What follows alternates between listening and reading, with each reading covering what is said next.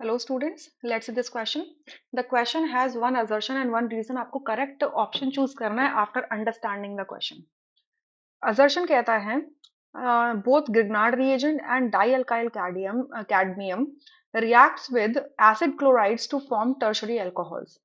Reason कहता है Grignard reagents are as reactive as dialkyl cadmium. So पहले reason वाला देख लेते हैं. ये जो statement है ये false है. ठीक है. Grignard reagent क्या होता है? ग्रिग्नार्ड रिएजेंट ग्रिग्नार्ड रिएजेंट होता है हमारा RMgX. ठीक है. इसमें जो R है आपका ऑर्गेनिक पार्ट है और मैग्नीशियम मेटल है. सो इस पे डेल्टा पॉजिटिव का चार्ज आता है, इस पे डेल्टा नेगेटिव का चार्ज आता है. ठीक है. और डाई अल्काइल कैडमियम कैडमियम ये होता है आपका R. इसमें R डैश ले लो. ठीक है. R-2CD ये होता है डायल्काइल कैडमियम. सो दोनों में डिफरेंस क्या है? मेटल का डिफरेंस है. ठीक है. मेटल का डिफरेंस है. So magnesium is more reactive than cadmium. Cadmium से ज्यादा रिएक्टिव होता है. तो अगर मैग्नीशियम की रिएक्टिविटी ज्यादा है तो मैग्नीशियम से अटैच्ड ये जो R नेगेटिव ग्रुप है ये ज्यादा न्यूक्लियोफिलिक होगा.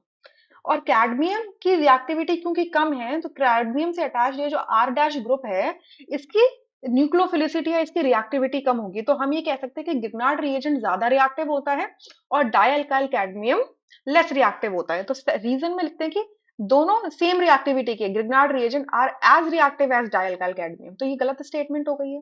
ठीक है. अच्छा, तो यहाँ पे भी R डैश जो कैडमियम के साथ जो R ग्रुप लगा हुआ R डैश ग्रुप लगा ये भी न्यूक्लियोफिलिक होता है क्योंकि मेटल पे अगर डेल्टा पॉजिटिव का चार्ज होगा तो इस R डैश ग्रुप के ऊपर क्या होगा? डेल्टा नेगेटिव का चार्ज होगा. अब असाइल क्लोराइड एसिड क्लोराइड की बात आती है. एसिड क्लोराइड होता है आपका लेट से मैंने सबसे बेसिक एसिड क्लोराइड ले लिया that is CH3 C double bond O CH3. ठीक है. अब देखो ये जो कार्बन होता है ऑफ द कार्बोनिल कार्बन ये इलेक्ट्रोफिलिक होता है काफी ज्यादा क्योंकि इससे अटैच्ड क्या है? Cl इलेक्ट्रॉन विड्रॉ करता है माइनस आई इफेक्ट से तो इसकी इलेक्ट्रोफिलिसिटी बढ़ जाती है.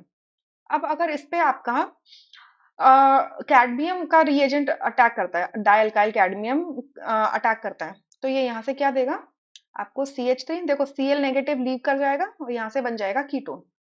यहाँ से ये कीटोन बन जाएगा. ठीक है.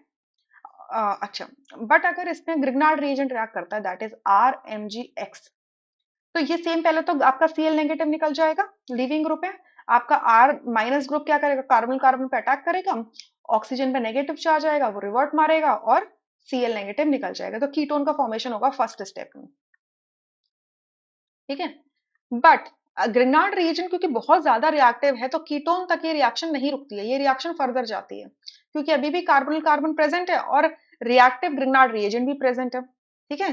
तो ये फर्दर रिएक्ट करेगा और क्या बनाएगा? CH3 COH. हम वाटर एसिड वॉश भी कर देंगे ना बाद में. ठीक है. आर आर आर डैश लगा दिया मैंने. सॉरी यहाँ पे आर डैश लगा दिया. आर डैश हटा दो. इसमें ग्रिग्नार्ड रिएजेंट में आर लगाना है. ठीक है. आर. तो ये कहाँ पे आके स्टॉप हुआ? ये रिएक्शन टर्शरी अल्कोहल पे जाके स्टॉप होगा क्योंकि फर्दर आपका ग्रिग्नार्ड रिएजेंट अटैक नहीं कर पाएगा. ठीक है. इलेक्ट्रोफिलिक सेंटर तो है ही नहीं, फिर से अटैक नहीं कर सकता. ठीक है. तो अगर आप असर्शन देखो तो असर्शन में लिखा है कि both Grignard reagent and dialkyl cadmium reacts with acid chloride to form tertiary alcohol. दोनों के दोनों एसिड क्लोराइड के साथ टर्शरी अल्कोहल नहीं देते, सिर्फ ग्रिग्नार्ड रिएजेंट देता है. डाइअल्काइल कैडमियम की रिएक्टिविटी कम होती है तो ये फर्दर कीटोन को अटैक नहीं कर पाता है. सो ये स्टेटमेंट भी फॉल्स हो जाती है. दोनों ही फॉल्स है यानी कि ऑप्शन 4 यहाँ से करेक्ट होगा. Rest would be incorrect. I hope you understood. Thank you.